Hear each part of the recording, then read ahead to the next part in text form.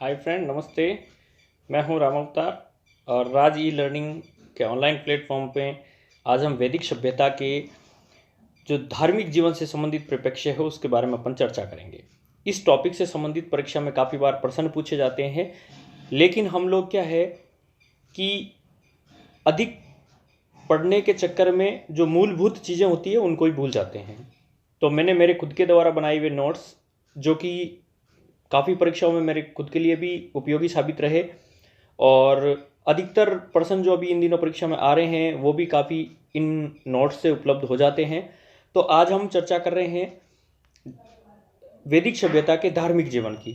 तो वैदिक सभ्यता जो है उस समय धर्म की क्या स्थिति थी, लोग किस किस भगवान को मानते थे, उसके बारे में आज अपन डिटेल से चर्चा करेंगे।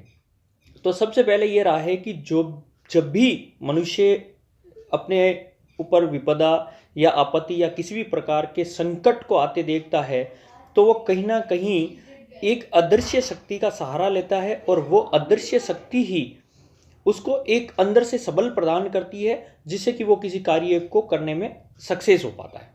तो वही स्थिति ये थी कि आज से यदि हम 2-3 हज़ार साल पहले की बात करते हैं तो 2-3 हज़ार साल पहले भी उन्होंने ईश्वर को या भगवान को कहीं ना कहीं किसी न किसी रूप में पूजा है। आज भी हम लोग कहते हैं कि हमारे हिंदू धर्म है उसमें 33 करोड़ देवी देवताओं को मान रहे हैं। तो वैदिक कालीन संस्कृति के जो लोग थे वो भी एक नहीं, एक से ज़्यादा देवताओं को मानते थे, इसलिए ये जो बहुदेववादी थे।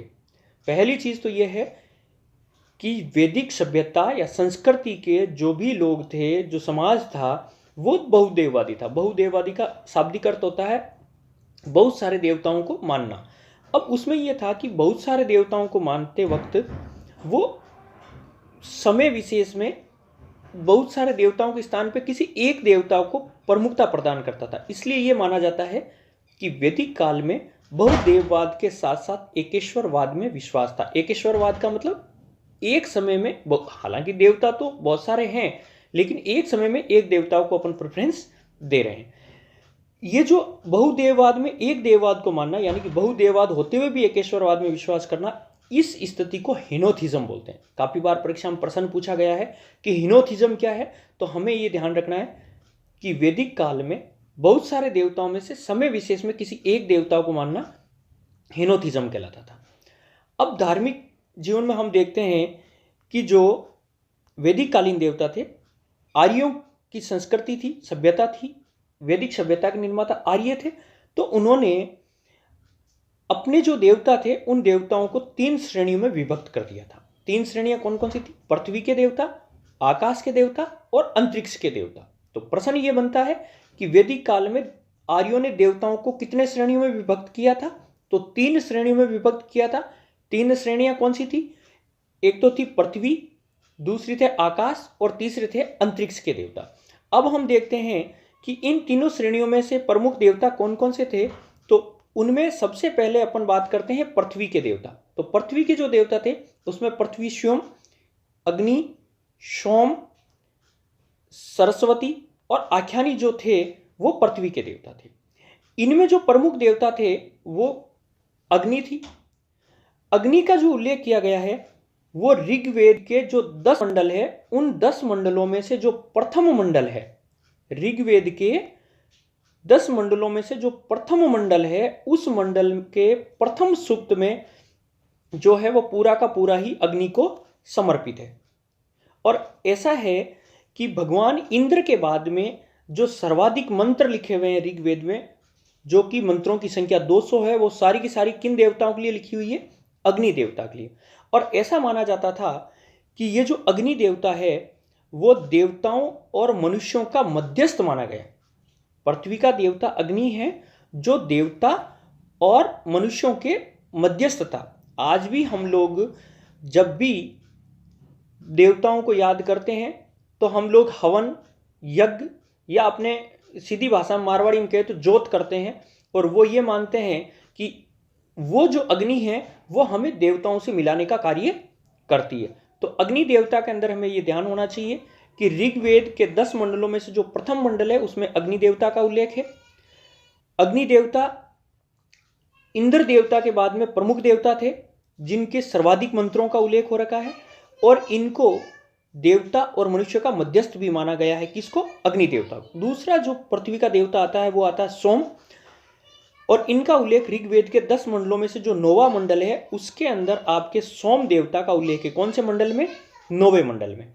अगला आता है आपके जो पृथ्वी के देवता, उसमें सरस्वती आती है। आज भी हम माँ सरस्वती को विद्या की देवी के रूप में याद करते हैं, तो ये मानव बुद्धि की देवी मानी जाती थी।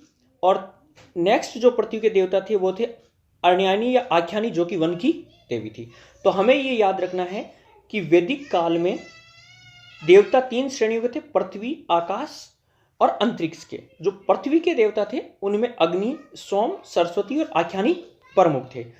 नेक्स्ट जो देवता आते हैं वो आते हैं आपके आकाश के देवता। आकाश के देवताओं में आकाशम, वरुण, मित्र और सूर्य, इन देवताओं को आकाश के देवता माना गया है। इनमें जो वरुण देवता है, इन वरुण देवताओं को सूर्य का निर्माता माना गया है, ऋत का संचालक माना गया है। ऋत का मतलब वह नैतिक व्यवस्था जो कि अविनाशी है और सत्य है, यानी कि समय के साथ में, और ये वह व्यवस्था जिसका उल्लंघन कोई भी नहीं कर सकता, उसका संचालक भी किसको माना गया? वरुण देवता को। इसीलिए वरुण देवता को रतस्य गोपा भी कहा जाता है।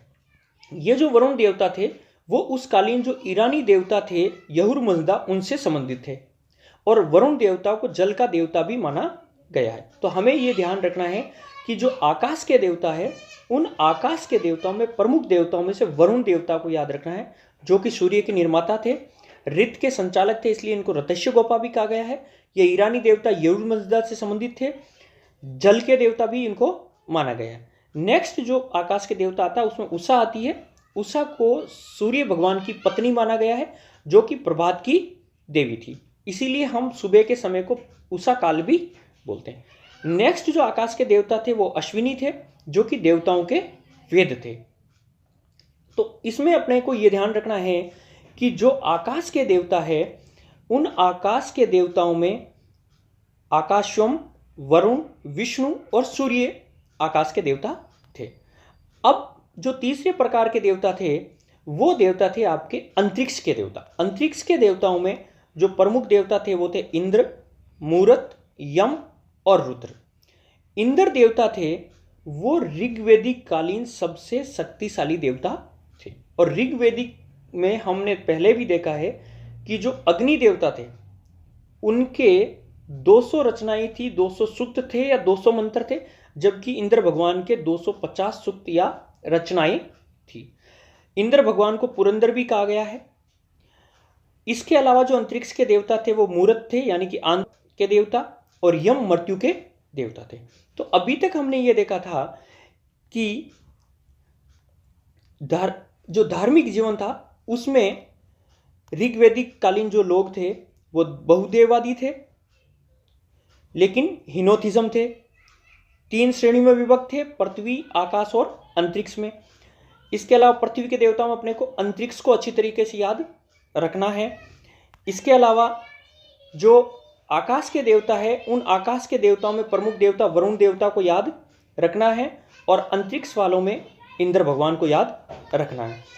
अब इसके अलावा हम जब धार्मिक व्यवस्था की बात करते हैं तो हमने कहा था कि वो वरुण देवता थे वो ऋत के संचालक थे, या रतस्य गोपा भी कहा गया। अर्थात ऋत का मतलब होता है सत्य व अविनाशी सत्ता, या वह नैतिक नियम जो नित्य व अनादि है, जिसका किसी भी अवस्था में उल्लंघन नहीं किया जा सकता है, इसलिए इसको ऋत कहते हैं।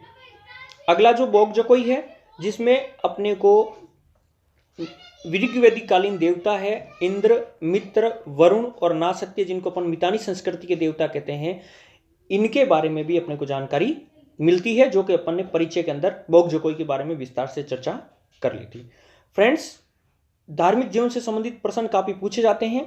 आपके यदि कोई प्रश्न हो तो आप कमेंट जरूर करें। हमारा ये प्रयास रहेगा कि हम अच्छे से अच्छा कंटेंट आप तक उपलब्ध कराएं, ताकि आपको आने वाली परीक्षाओं में इतिहास से संबंधित संपूर्ण तथ्यों की जानकारी मिलती रहे। आप हमारे वीडियो को लाइक, शेयर और सब्सक्राइब जरूर करें, ताकि हमारा उत्साहवर्धन बना रहे। धन्यवाद।